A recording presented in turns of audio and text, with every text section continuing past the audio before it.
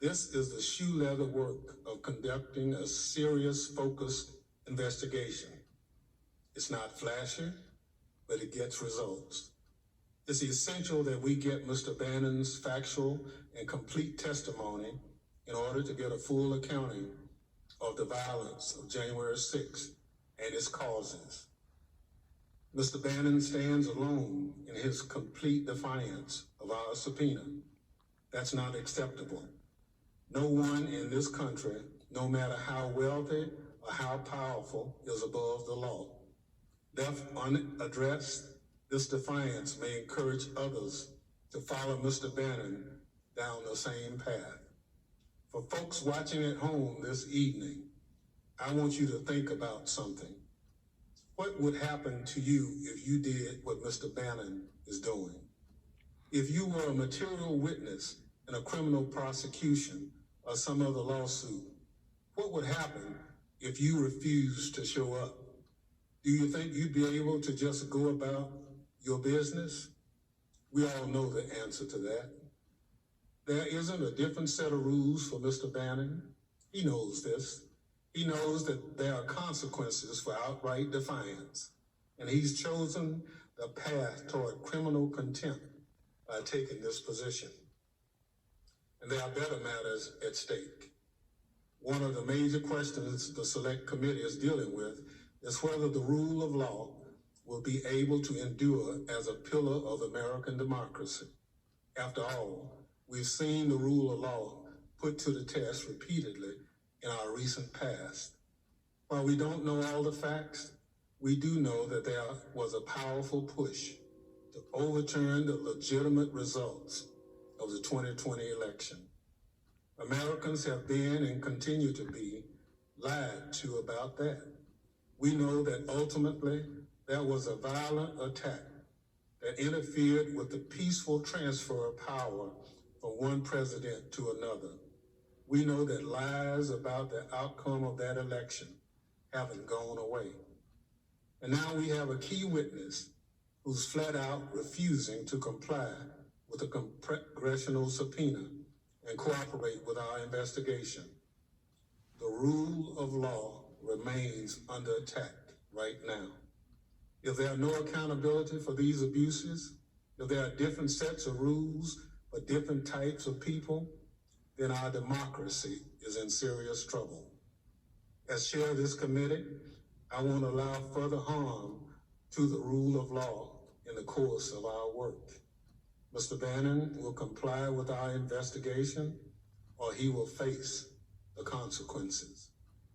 Maybe he's willing to be a martyr to the disgraceful cause of whitewashing what happened on January 6th, or demonstrating his complete loyalty to the former president.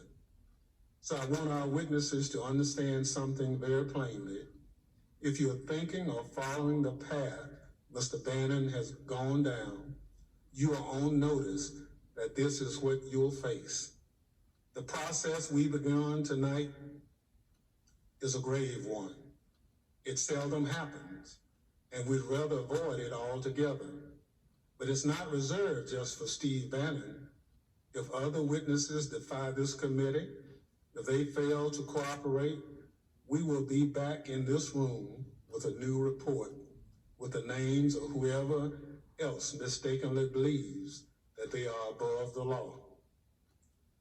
We hope no other witnesses put themselves in the situation Mr. Bannon has through his own conduct, but we cannot allow anyone to stand in the way of the Select Committee as we work to get to the facts. The stakes are just too high. We won't be deterred, we won't be distracted, and we won't be delayed. I urge my colleagues to support the favorable adoption of this report. It's now my pleasure to yield to the distinguished Vice Chair, my friend, Ms. Cheney of Wyoming, for any statement she would care to offer. Thank you very much, Mr. Chairman. On January 6th, a mob breached the security perimeter of our Capitol, assaulted and injured more than 140 police officers, engaged in hand-to-hand violence over an extended period, and invaded and occupied the United States Capitol building, all in an effort to halt the lawful counting of electoral votes and reverse the results of the 2020 election. The day before this all occurred, on January 5th, Mr. Bannon publicly professed knowledge that, quote, all hell is going to break loose tomorrow, end quote. He forecast that the day would be, quote, extraordinarily different than what most Americans expected. He said to his listeners and his viewers, quote, so many people said, if I was in a revolution, I would be in Washington. Well, he said, this is your time in history. Based on the committee's investigation, it appears that Mr. Bannon had substantial advanced knowledge of the plans for January 6th, and likely had an important role in formulating those plans. Mr. Bannon was in the war room at the Willard on January 6th. He also appears to have detailed knowledge regarding the president's efforts to sell millions of Americans the fraud that the election was stolen. In the words of many who participated in the January 6th attack, the violence that day was in direct response to President Trump's repeated claims from election night through January 6th that he had won the election. The American people are entitled to Mr. Bannon's firsthand testimony about all of these relevant facts. But as the chairman noted, Mr. Bannon is refusing to provide it. Preserving our Constitution and the rule of law is a central purpose of this investigation. The plain fact here is that Mr. Bannon has no legal right to ignore the committee's lawful subpoena. So far, Mr. Bannon's excuse is that former President Trump wishes to invoke some form of executive privilege for a subset of the relevant topics. President Trump's direct communications with Mr. Bannon regarding the planning for January 6th. This information should not be subject to any privilege at all.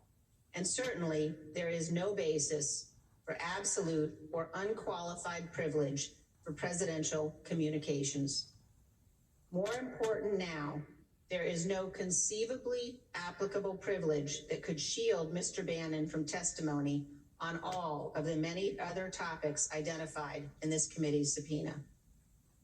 Because he has categorically refused to appear, we have no choice but to seek consequences for Mr. Bannon's failure to comply. Those consequences are not just important for this investigation. They are important for all congressional investigations. Mr. Bannon's and Mr. Trump's privilege arguments do, however, appear to reveal one thing.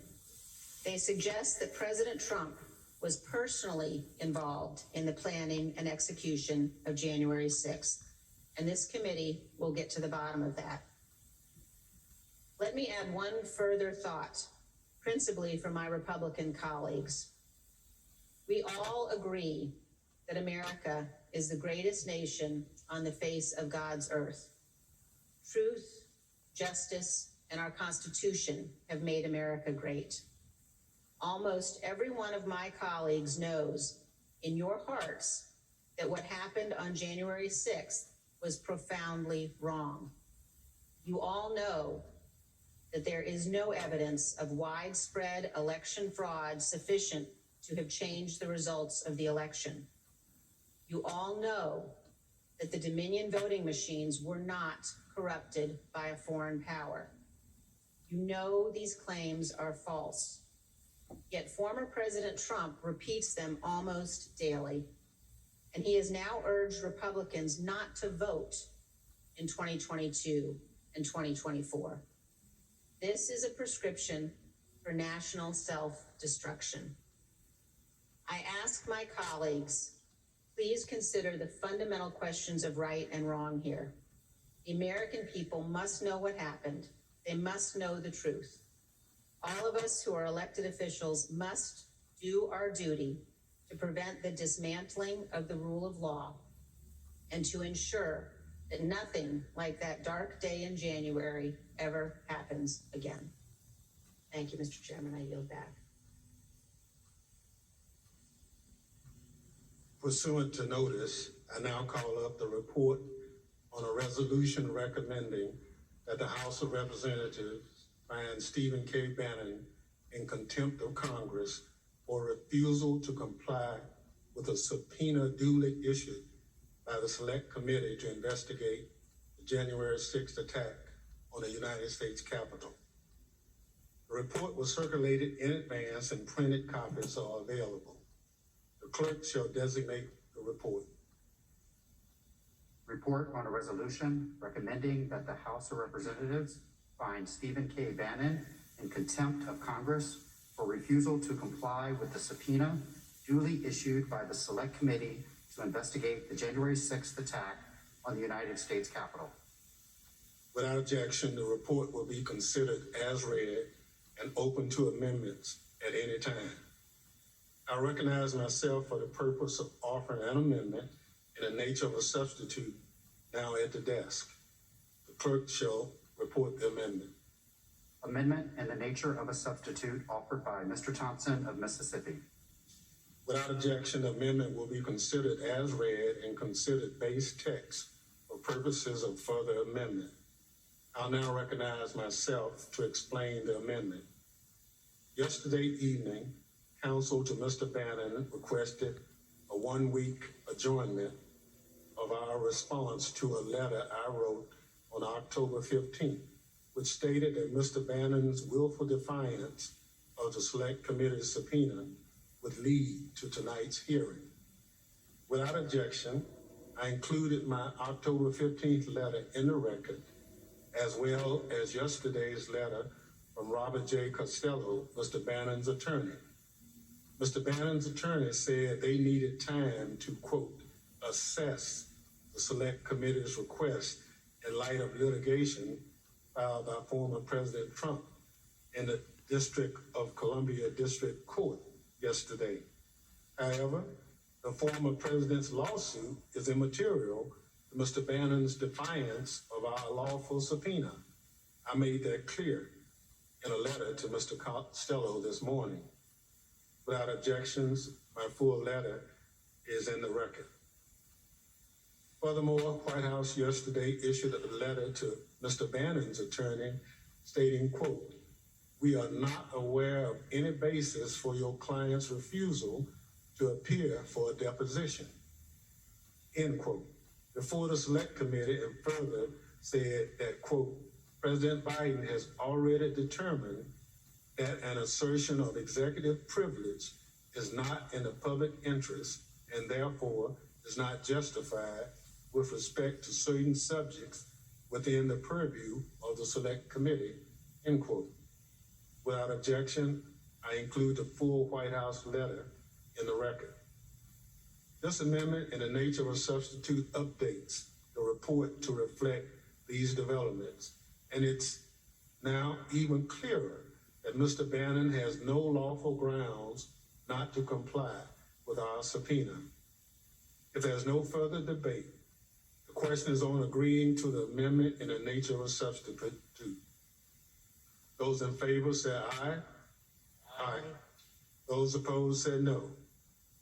In opinion of the chairs, the ayes have it, and the amendment in the nature of a substitute is agreed to. I now recognize the Vice Chair, Ms. Cheney, for a motion.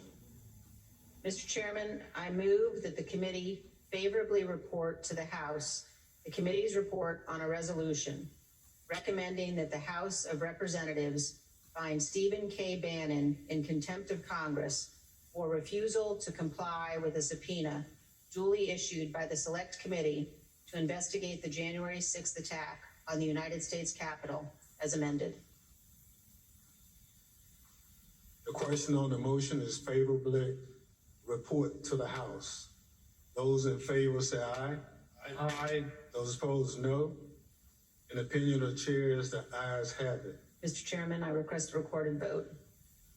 A recorded vote is requested. The clerk will call the roll. Ms. Cheney? Aye. Ms. Lofgren? Yes. Ms. Lofgren? Aye. Mr. Schiff? Aye. Mr. Schiff? Aye. Mr. Aguilar? Aye. Mr. Aguilar? Aye. Mrs. Murphy? Aye. Mrs. Murphy, aye. Mr. Raskin? Aye. Mr. Raskin, aye. Mrs. Luria? Aye.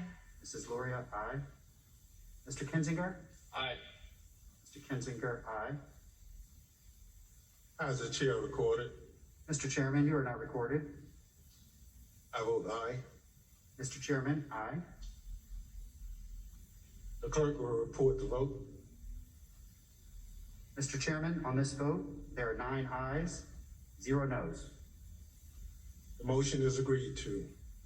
Vice Chair is recognized.